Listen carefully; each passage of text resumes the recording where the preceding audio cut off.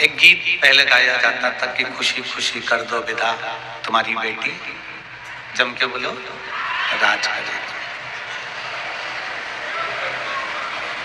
वहां बेटी को विदा करना बताया है। और यहाँ शिव महापुराण की कथा कहती है कि अभी तक आप अपना परिवार, अपना घर, अपने आप को स्वयं का समझते, पर शिव महापुराण की कथा कहती है, शिव महापुराण की कथा कहती है भगवान शंकर का चरित्र कथा है, शिव तत्व कथा है। आप और हमको, आवाज बढ़वाइए, बाहर आवाज नहीं है, पब्लिक एलईडी बंद है क्या? आवाज नहीं आ रही है, वो बोल रहे हैं पीछे, यहाँ पर भी नहीं आ रही है, महाराज जी वगैरह बैठे यहाँ पर। शिव तत्व भगवान ओगढ़दानी त्रिकालदर्शी कैलाशी, हम अपने परिवार को अपना समझ रहे हैं, जमीन जायदाद घर प्रॉपर्टी सबको अपना समझ रहे हैं। कल राजा सत्यकेतु का एक चरित्र अपन श्रवण करे थे, जिसमें राजा शिव के मंदिर में बैठकर भगवान शंकर के दरवाजे से दान देता है। अपने दरवाजे से उसने कभी चवन्नी नहीं दी, अठन्नी नहीं दी, 1 रुपया नहीं दिया, कभी अन्न नहीं दिया, कभी वस्त्र नहीं दिया, कभी आभूषण नहीं दिया, कुछ नहीं दिया। उस राजा सत्यकेतु ने भगवान के चौखट पर पहुंचकर, भगवान के दरवाजे पर पहुंचकर बताया,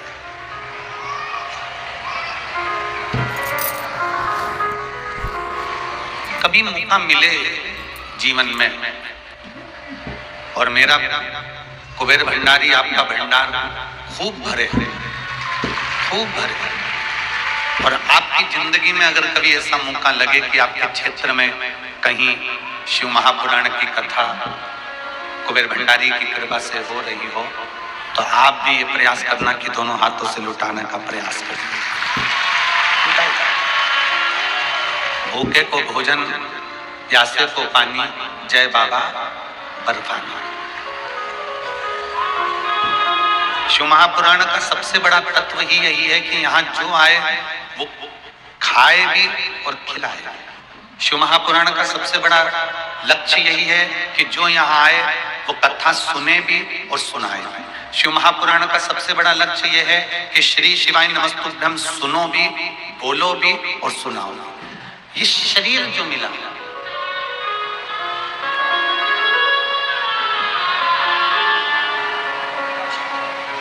महाराज जी नाव में जब आप एक भैया इंटरव्यू जब ले रहे थे, क्या नाम था उनका, भव्य जी, जब इंटरव्यू ले रहे थे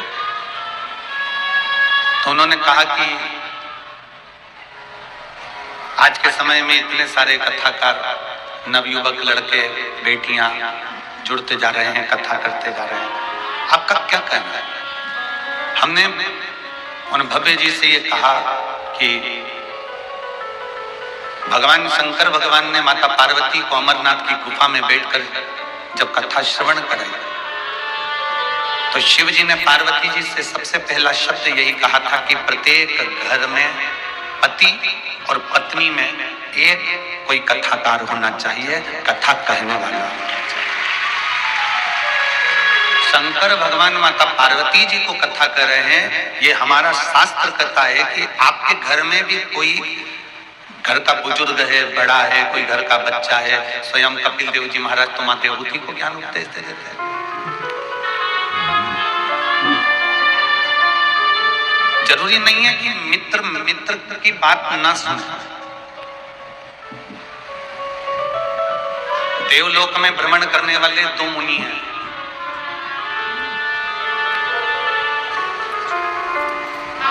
दो देव ऋषि, 2 मुनि, एक देव ऋषि नारद और दूसरे देव ऋषि नारद जी की बहन का बेटा पर्वत। देव ऋषि नारद जी की बहन का नाम था ऋषिका।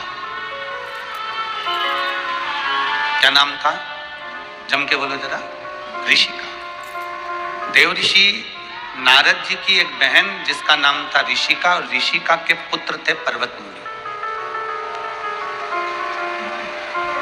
देवलोक में दो ऋषि, देव ऋषि कलाएं हैं, दो मुनि देव मुनि कलाएं। एक देव ऋषि नारद और दूसरे देव ऋषि पर्वत मुनि। ये तो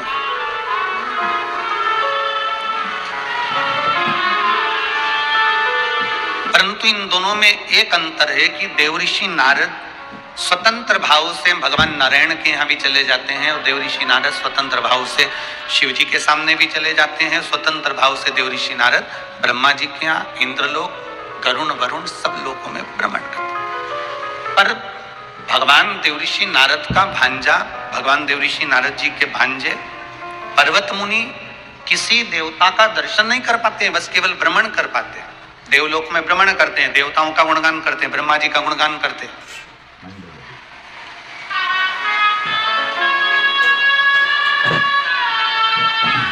एक बार ऋषिका के मन में थोड़ा सा भाव उत्पन्न हो गया, ऋषिका की आंख में जल भर गया। अपने भाई देव ऋषि नारद को भोजन के लिए आमंत्रित किया। ये बहनों का बड़ा आत्मीय प्रेम होता है जो भाइयों को भोजन के लिए आमंत्रित करती है।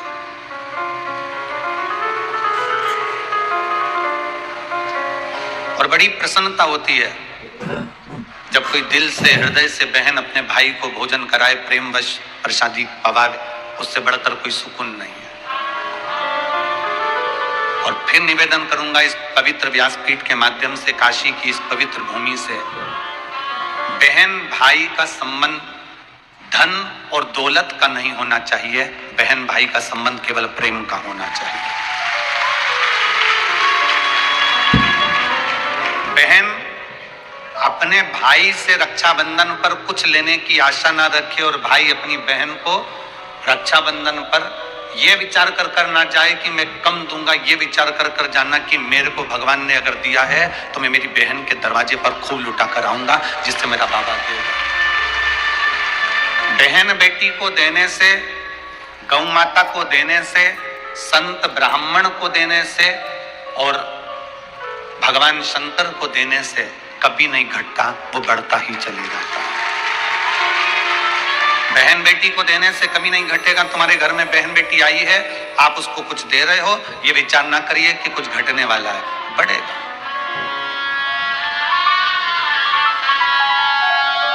तुम्हारे घर की एक दशा देखिएगा, घर में बेटा जन्म लेता है और घर में बेटी जन्म लेती है। घर में बेटा जन्म लेता है तो तुम्हारी स्थिति इतनी नहीं सुधर सकती, पर घर में अगर बेटी ने जन्म ले लिया तो बाप की स्थिति सुधरना प्रारंभ हो जाती है, बाप आगे बढ़ना प्रारंभ हो जाता है। बहन बेटी को देने से कभी नहीं घटा। गौ माता को देने से, गाय की एक रोटी निकालने से, गौ माता के लिए कुछ देने से कभी नहीं घटा। हाँ, ये जरूर है कि आज के जमाने में जो गाय माता की रोटी बनती थी वो गौ माता के मुख तक नहीं पहुंच पाती।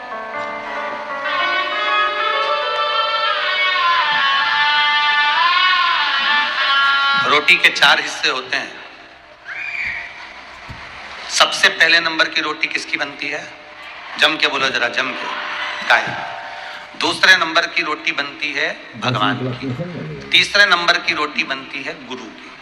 और आखिरी नंबर की रोटी बनती है, जम के बोलो, कुत्ता की, स्वान की। ठीक है, रोटी के 4 हिस्से हैं। पहले नंबर की रोटी आज के समय में गौ माता के मुख में नहीं जाती। क्यों? क्योंकि बड़े बड़े शहरों में गाय नहीं मिलती, बड़ी बड़ी सिटियों में गौ माता मिलती नहीं है। टाइम इतना है नहीं कि एक भी रोटी एक्स्ट्रा रखी जाए से कि खा गया। दूसरे नंबर की है भगवान की और तीसरे नंबर की है गुरु की। बच्चे ने कहा मम्मी टिफिन दे, मेरे को स्कूल जाना है। माँ ने जो दूसरी तीसरी रोटी थी गुरु के हिस्से वाली वो टिफिन में रख दी। इतना इतना सा बच्चा ने वो गुरु के हिस्से की रोटी खा ली, जितना तो घर का बुढ़ा नहीं बोले, औलाद इतनी बोले गुरु जैसा ज्ञान देती, क्योंकि गुरु के हिस्से की खा गए महाराज, गुरु के हिस्से। अब रोटी खाने के लिए सब माताएं बैठी हैं और रोटी पड़ गई कम, तो इन्होंने सोचा आखिरी की बची है, आखिरी डबल से कौन बनाए। तो वो कुत्ता के हिस्से की पड़ी थी और वो कुत्ता के हिस्से की खा गई तो दो एक साथ कहीं नहीं रह पाती, दे भोग दे भोग दे भोग दे भोग। इतना भिड़े इतना भिड़े इतना भिड़े कि एक दूसरे को सुहा ही नहीं, क्योंकि खा गई कुत्ता के हिस्से। तो कुत्ता को डर, जैसे कुत्ता को देखकर कुत्ता नहीं सुहाता, उसी तरह कुत्ते के हिस्से की रोटी खाने वाला आपस में एक दूसरे को नहीं सुहाता। जितने किचन में होते हैं, रसोई घर में होते हैं, सब एक दूसरे की खा। तो महाराज शास्त्र कह रहा है, भगवान की कथा कर रही है, भगवत भजन कर रहा है कि प्रयास कर। बहन भाई से आस लगा करना बैठे कि ये कुछ देगा, पर भाई का नियम है कि वो बहन को देकर रहा, वो बहन के दरवाजे पर जाए देकर। ऋषिका ने अपने भाई देव ऋषि नारद को बुलाया भोजन करने के लिए, क्योंकि मन में कुछ दशा, कुछ मन में क्षुब्धता थी, कुछ मन में विचार चल रहे थे, किससे पूछा जाए, किससे कहा जाए। महाराज कुर्म पुराण का ये चरित्र वर्णन करता है, कुर्म पुराण का ये पावन चरित्र कहता है कि जैसे ही ऋषिका के दरवाजे पर देवऋषि नारद जाने लगे, जाते जाते देवऋषि नारद जब आ रहे थे तो भगवान नारायण ने देखा कि आज देवऋषि नारद बड़े उमंग में, बड़े उत्साह में जा रहे हैं। बहन के दरवाजे पर मुंह उतार कर मत जाओ, परमात्मा के दरवाजे पर मुंह उतार कर मत जाओ, गौ माता को रोटी डालने के लिए, रोटी देने के लिए जाओ तो मुंह उतार कर मत जाओ, और संत ब्राह्मण साधु के पास जाओ तो मुख उतार कर मत जाओ। तुम्हारे चेहरे की प्रसन्नता होना चाहिए। तो बहन बेटी भी आशीर्वाद देती है, गौ माता भी आशीर्वाद देती है, संत ब्राह्मण भी आशीर्वाद देते हैं, और परमात्मा भी आशीर्वाद देता है। अपने चेहरे को भगवान ने मुस्कुराने के लिए केवल मनुष्य को मुस्कुराहट दी है। कभी माथे में रहने वाली जूं निकाल के देखना हंसती है क्या? कभी देखिए, कभी किसी मच्छर को पकड़ कर देखना, उससे कहना हंस, मच्छर मुस्कुराएगा? जम के बोलो जरा। खटमल निकालो चारपाई में से और उसको संभाल के रख के बोलो हंस, हंसेगा। झिंगुर, इल्ली, पतंगा, कीट, कोई नहीं हंसने वाला। हंसने की तो केवल भगवान ने एक को दिया है, मनुष्य को, कि दुनिया में जो काम बल से नहीं होगा वो तेरी स्माइल से हो जाएगा, वो तेरी प्रसन्नता से होगा। तुम मुस्कुरा। जो दुनिया का काम बल से नहीं हो सकता, ताकत से नहीं हो सकता, वो एक स्माइल से हो जाता है, वो मुस्कुराहट से हो जाता है। तुम खुद देखो, एक प्रैक्टिकल करो। रेलवे स्टेशन पर तुम जाओगी ना, जाने पर तुम्हारे पास में सामान ज्यादा रहे ना, अगर तुम किसी को चिल्ला के कह दोगे उठा के मेरी इसमें ट्रेन में रख दे, वो नहीं रखेगा, पर सिर पे पल्लू लेके एक बार हेल्प कर दोगे। इतनी मुस्कुरा के बोली सामने वाला, कौन सी सीट पे रखना है, कौन सी सीट पे, प्रसन्न।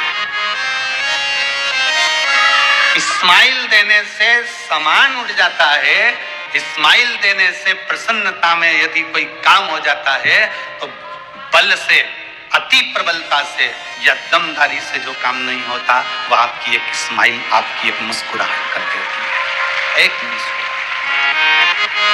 पत्नी से कह दो गुस्से में, मैं थक कर आया हूं, दिन भर काम करता हूं, जा एक चाय बना के ला। पत्नी कह देगी तुम्हारे बाप के नौकर नहीं है? तुम थक के आए तो हमने क्या झक मारी है? हमने भी तो काम किया है, हम भी तो लगे रहे। सवेरे तुम उठते नहीं हो, तुम 8 बजे उठते हो, हम सवेरे 5 बजे उठ के झाड़ू पोछा बर्तन भांडा सब कर कर बच्चों को स्कूल बनाना, टिफिन भेजना, ये करना वो करना, सब करा। तुमसे ज्यादा काम मैंने करा। पत्नी भी बैठ जाए सोफे पे रिमोट लेके, मैं तो सीओर वाले महाराज को सुन रही, तुम जाओ बनाओ, जा। और अगर पति आया दुकान से, ऑफिस से, और बड़े मुस्कुरा कर प्रेम से कह दे, प्रेम से बड़ी मुस्कुरा कर कह दे, बहुत प्रसन्नता में कह दे, जा जरा चाय बना दे और तेरे लिए भी बना के लिया ना, आज तेरे से मुझे 2-4 बातें करनी है। पत्नी कहेगी कौन सी बात है? तो जोरदार जो इतनी प्रेम से बोला, इतनी प्रेम से बोला, बात कौन सी रह गई है? अब ये ऊपर जितने बैठे सब बाबा बैठे, इनके तो संपट पड़ेगी नहीं है कभी। अब ये बाबाओं के तो पल्ले पड़ने वाली ये कथा है नहीं, क्योंकि ये बाबाओं से बड़े बाबा जो नीचे बैठे हुए हैं, ये बाबाओं की कथा चल रही है। जरा प्रेम से बोल दिया, चाय बना के ला, 2 कप चाय बना के लाई, साथ में खारिया बिस्कुट मठरी सब लेके आई और रख दी टेबल पे। बड़ी मुस्कुराते हुए उसने चाय बनाई। चाय भी इतनी प्रसन्नता से बनाई कि पीने वाला और प्रसन्न हो जाए। ये प्रसन्नता जीवन की सुख दे जाती है। ये मुस्कुराते रहिए। देव ऋषि नारद अपनी बहन के दरवाजे पर जा रहे हैं तो मुस्कुराते हुए जा रहे हैं, और बड़े मुस्कुराते मुस्कुराते जा रहे थे। तो नारद जी जाते जाते भगवान विष्णु ने लक्ष्मी जी से कहा, आज बड़ा मुस्कुरा रहा है। नारद बहुत कम मुस्कुराता है, परंतु आज मुस्कुरा रहा है, जरा पूछें नारद जी से। नारायण शेष सैया पे से उठ गए, लक्ष्मी जी को साथ लेकर पहुंच गए देव ऋषि नारद के सामने। हमेशा नारद भगवान के सामने आते थे, आज नारद के सामने भगवान आ गए। हमेशा नारद भगवान को ढूंढते थे, आज भगवान ने नारद को ढूंढ लिया। जरा विचार करना, आपके चेहरे की प्रसन्नता, आपके चेहरे की प्रसन्नता परमात्मा को भी खींच के तुम्हारे पास लेकर आती है। वो प्रसन्नता इतनी प्रबल है। दुख है ना जिंदगी में, होने दो। तकलीफ है ना जिंदगी में, होने दो। कर्जा हो गया ना जिंदगी में, होने दो। हमें ये प्लान नहीं करना कि मुझे मरना है, कि सुसाइड करना है, कि मुझे ये करना है, कि वो करना है ना। जिंदगी में कितना बड़ा भी दुख आ जाए, कितनी भी तकलीफ आ जाए, कितना भी कष्ट आ जाए, परंतु अपने चेहरे की प्रसन्नता समाप्त मत होने दो। शंकर के मंदिर जब भी जाना, शिव जी को 1 लोटा जल चढ़ाने के लिए तुम्हारे पड़ोस के मंदिर में जब भी जाना, मुस्कुराते हुए जाना। आधे से ज्यादा मोहल्ले के लोगों को लगेगा इतना कर्जा होने पर भी इतनी मुस्कुरा रही है, इतना तकलीफ होने के बाद, इतनी बीमारियां होने के बाद, इतना कष्ट होने के बाद, इसके घर में इतनी तकलीफ होने के बाद भी इसके चेहरे की प्रसन्नता खत्म नहीं हो रही है। जब हम भगवान के मंदिर में जाएंगे तो मोहल्ले वाले तो आगे डिप्रेशन में हो जाएंगे कि इतना कर्जा होने पर मुस्कुरा कैसे रहा है, हंस कैसे रहा है। भगवान के मंदिर में अगर मुस्कुरा कर जाएंगे, चेहरे पर प्रसन्नता रख कर जाएंगे, तो भगवान भी कहेगा कि इतना दुख होने पर भी तेरी हंसी कम नहीं हुई, जा मैं तुझे वर देता हूं कि तू ऐसे ही मुस्कुराते रहे। ये वरता मेरे शिव देता है। और आप और हम अगर मुसद्दी लाल के हसीन सपने जैसे चले जाएं, मुंह उतार के, कई माताओं की आदत रहती है, फोटो वाला कैमरा लेकर खड़ा रहता है, वो कहता भी है, ए अम्मा स्माइल प्लीज, और अम्मा फिर से पे पल्लू लेकर एकदम अम्मा ऐसी जाए धापों की बाई की तरह, और एकदम कल्ली होके बैठ जाए। तो फोटो वाला भी कहेगा, प्लीज प्लीज थोड़ी सी स्माइल।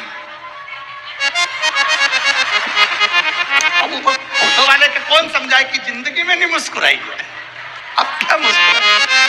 और जो पूरी जिंदगी नहीं मुस्कुराता, वो आखिरी में मरने के बाद टेबल पे जब फोटो रखाता है, उसमें फोटो मुस्कुराता हुआ ही होता है। उसमें फोटो मुस्कुराता, आखिरी में मुस्कुराता हुआ फोटो मिलता है। अभी महाराज जी कह रहे थे सतुआ बाबा जी कि गुरुजी हमसे एक कोई बहन जी हमारे इधर की पूछ रही थी, इधर ही साइड की। अब इधर आधी से ज्यादा तो भोजपुरी चलती है, और महाराज जी वो आशीष जब बोलना चालू करता तो महाराज जी कह रहे कि हम एक बहन जी पूछ रही थी कि ये मूंछ वाला भैया इतनी तेज क्या बोलता है, क्या बोलता है, हमें तो आज तक संपत्ति नहीं पड़ा कि बोला क्या। तो महाराज जी ने कहा, ये गुरु जी आते हैं उसके पहले का मंत्र है,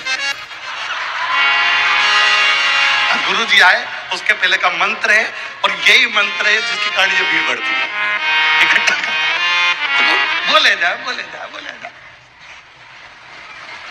तो महिला ने सतुआ बाबा जी से पूछा, तुम्हें संकट पड़ा क्या, मतलब तुम्हें सूझ पड़ी इसमें क्या बोला। तो बाबा जी बोले, मैं तो कई सालों से सुन रहा, मुझे ही सूझ नहीं पड़ी, तुझे भी नहीं पड़ी, तुझे होगा, चल ले, जो पड़ जाए तो पड़ जाए। मुस्कुराहट भगवान को अपने करीब में लेकर आती है, अपने करीब।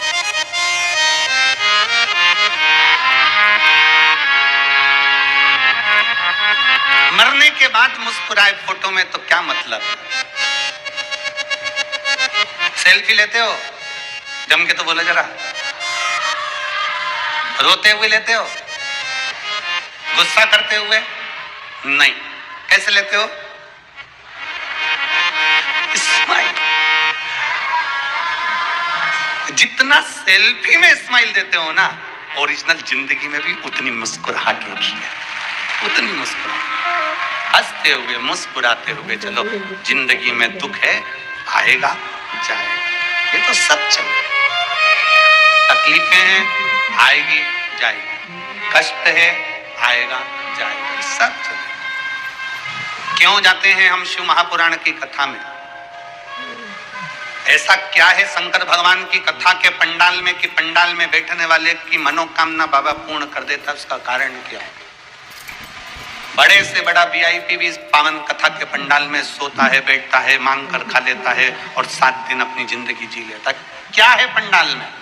उसका केवल एक कारण है, हम अपना घर छोड़कर, परिवार छोड़कर 7 दिन बाबा के पंडाल में बैठते हैं। मतलब जैसे एक लड़की के 7 फेरे होते हैं और वो अपने पति की हो जाती है, उसी तरह ये आत्मा 7 दिन की कथा में भोलेनाथ की हो जाती है।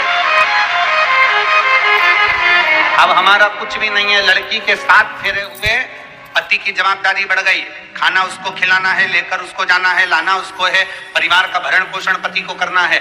पति को परमेश्वर कहते हैं क्योंकि वो संभालेगा। अब इसको लेकर चले गया, 7 फेरे होते से ही लड़की उसकी हो गई है, लड़की उसकी। और छठा जो फेरा होता है, छठे फेरे को हमारे सनातन धर्म में उलट पट्टे का फेरा कहते हैं। दाएं बैठी थी, अब लड़की बाएं बैठेगी। पाटले को बदल दिया जाता है, फेरे को बदल दिया जाता है, पलट दिया जाता है, उसको उलट पट्टे का फेरा कहते हैं। इसलिए 7 दिन की कथा में छठे दिन की कथा उलट पट्टे के फेरे के रूप में होती है कि अब अपने मन को पलट कर परमात्मा को दे दो, अब वो संभालेगा। अब तुम्हारा नहीं है, अब तुम्हारा कुछ भी नहीं, अब सब बाबा भोलेनाथ का है, विश्वनाथ का। क्यों परमात्मा कथा के मंडप में रहने वालों को, कथा के पंडाल में कथा सुनने वालों को क्यों परमात्मा इतना दे देता है? उसमें क्या है ऐसा कि पंडाल में रहने वाले को 3 महीने में बाबा दे देता है, पंडाल में बैठकर कथा सुनने वाले को भोले भंडारी इतना भंडार दे देता है? उसका कारण केवल इतना है कि हम बाबा के आश्रित होकर यहाँ रहते हैं, बाबा के भरोसे रहते हैं। तो बाबा भी सोच लेता है जब ये मेरे भरोसे हो गया है तो अब मुझे संभालना पड़ेगा, इसको खुशी देना भी। महाराज जी वो निधि बिटिया की यहाँ कथा करी थी काशी में। उनकी एक बहन के घर में 14 साल हो गए थे संतान। निधि बिटिया ने कहा कि गुरुजी मेरे बहन के घर में, इसी काशी की कथा की संतान होता है। हमने उस बिटिया से कहा कि तुम्हारी बहन से कह दो कि दामाद और बेटी दोनों पंडाल में बैठकर कथा सुनो, खड़े रहे, पंडाल में रुके, पंडाल में खाए, तुम्हारा कोई संबंध नहीं, 7 दिन खड़े रहने दो पंडाल में।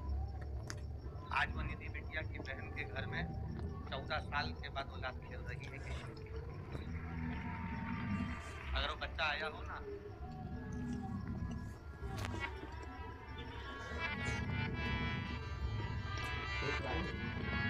चंचल तिवारी, सामने घाट, शिवजी नगर, लंका, वाराणसी के रहने वाले, अगर वो बच्चे बुलाई है 14 साल भाई, 14 वर्ष के बाद संतान की प्राप्ति, 14 तो ये शंकर के भरोसे शिव